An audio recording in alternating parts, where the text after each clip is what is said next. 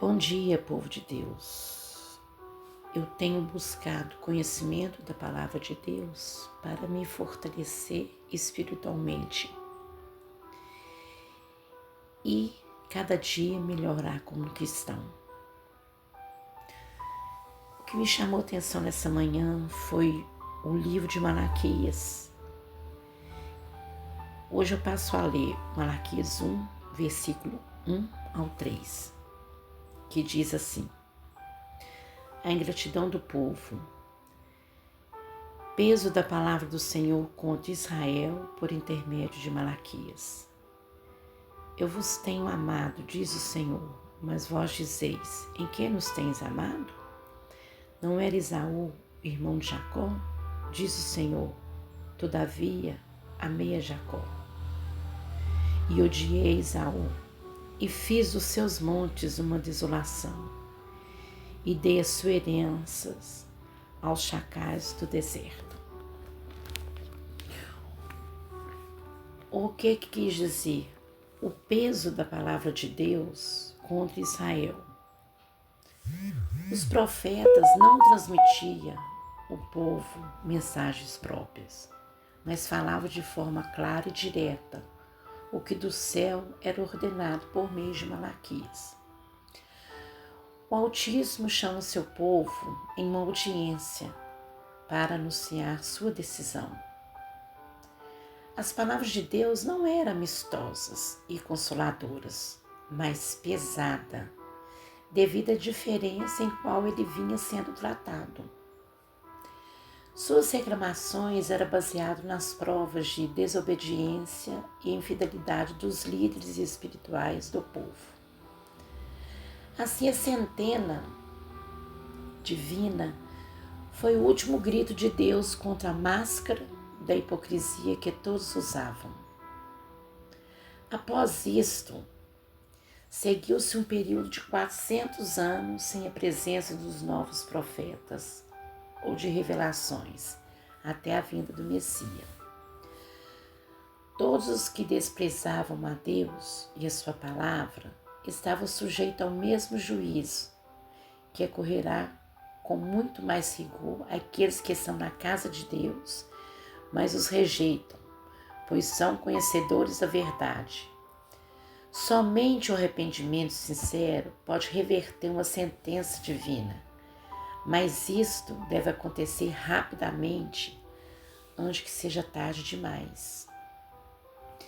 Quando o povo questiona a Deus, em que tens amado? Nenhum povo havia recebido tantas provas e declarações públicas de amor quanto Israel.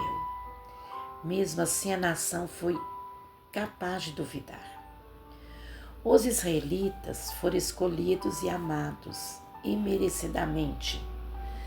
Não mostrava afeição nem gratidão pelos privilégios. Recebiam e se sentiam injustiçados ao ser disciplinados pelo Altíssimo.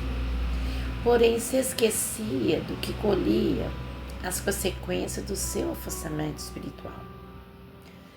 A dedicação de Deus pelas pessoas nunca diminui e não está limitada à palavra, pois Ele mostra com atitudes, apesar disso, não tem sido correspondido, pois basta vir um sofrimento para que sentimos abandono, para que queixamos e esquecemos a fé.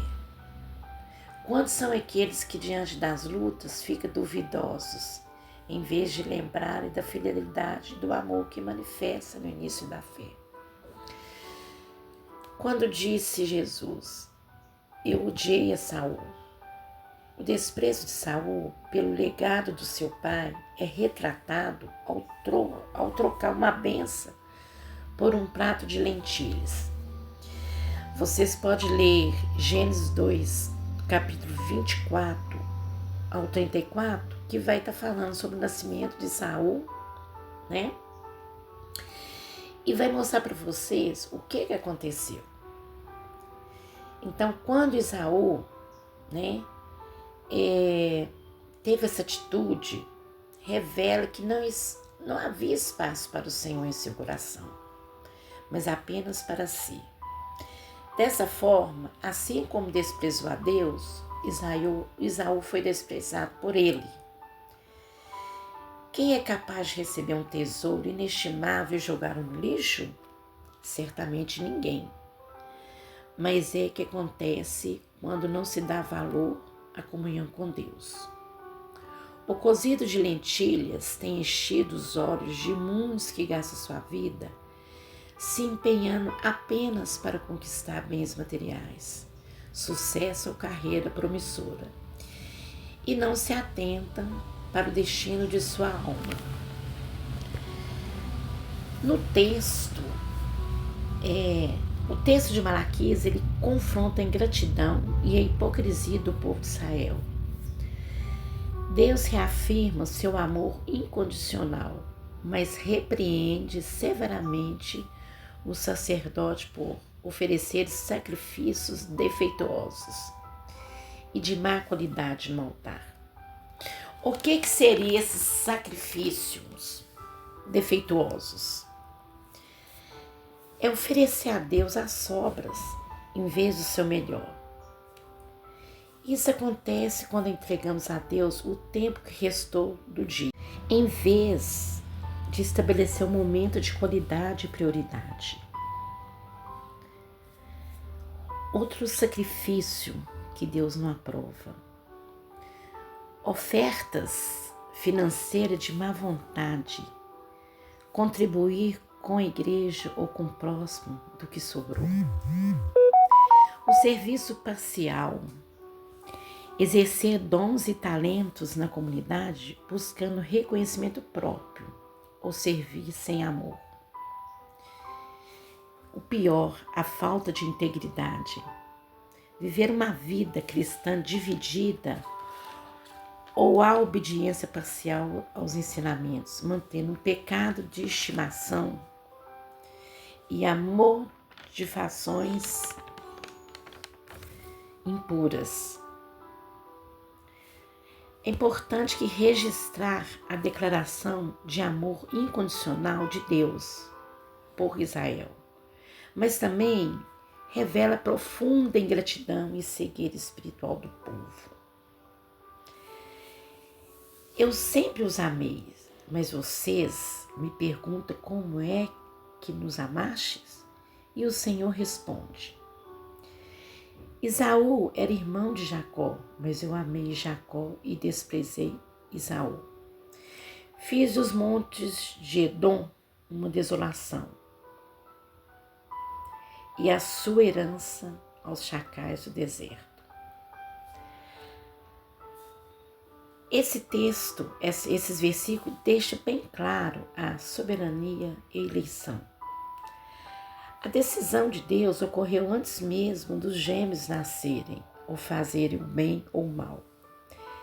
Deus escolheu Jacó para demonstrar que a sua graça e seus planos não dependem dos esforços humanos, mas unicamente da vontade de quem os chama, que é Deus. Mas é importante falar que Deus não rejeitou Esaú para a salvação eterna, mas deixou de fora para esta linhagem específica. Deus escolheu Jacó para ser ancestral do povo de Israel e portador da promessa. Muitos estudiosos apontam como, sendo Deus onisciente, Deus sabia as escolhas que os irmãos fariam. Esaú demonstrou pela sua primogenitura, vendendo um prato de lentilhas, e casou fora da aliança, enquanto Jacó valorizavam as bênçãos espirituais. O que Deus ele quer? Ele quer sacrifícios espirituais. O que são esses sacrifícios espirituais? São atitudes diárias de amor e de devoção, como seguir o propósito de Deus vivendo de forma santa e justa. Romanos 12, versículo 1. Deus, ele quer um coração quebrantado e contrito, que o reconhece os seus próprios erros com sinceridade, abandonando o orgulho e tendo o espírito humilde e arrependido diante de Deus. Salmo 51, versículo 17 fala sobre isto. E ele quer também que nós expressar adoração constante, ações de graças e testemunho público de amor divino através das palavras. Hebreus 13:15 nos fala. E também praticar o bem, ajudar os necessitados, ser generoso e promover a paz. Hebreus 13:16. Essas atitudes todas demonstram um coração transformado e a forma de adorar a Deus. Deus, ele agrada da entrega interior, um coração quebrantado e contrito, obediência, amor ao próximo e uma vida dedicada à sua vontade. Misericórdia em vez de rituais. O que isso quer dizer? Praticar a justiça, perdoar ofensas e ajudar os necessitados. É mais aceitável ao Senhor do que ofertas materiais. A verdadeira adoração consiste em viver diariamente de acordo com o propósito divino, colocando as necessidades dos outros e a vontade de Deus em primeiro lugar. Eu espero que essas palavras trazam uma reflexão interior para cada um de nós, porque às vezes preocupamos muito em sacrifícios materiais e esquecemos de viver diariamente os propósitos divinos, que é amai o próximo como Deus nos amou. E que Deus nos dá sabedoria, para viver de acordo com a palavra de Deus. Fiquem com Deus. Amém.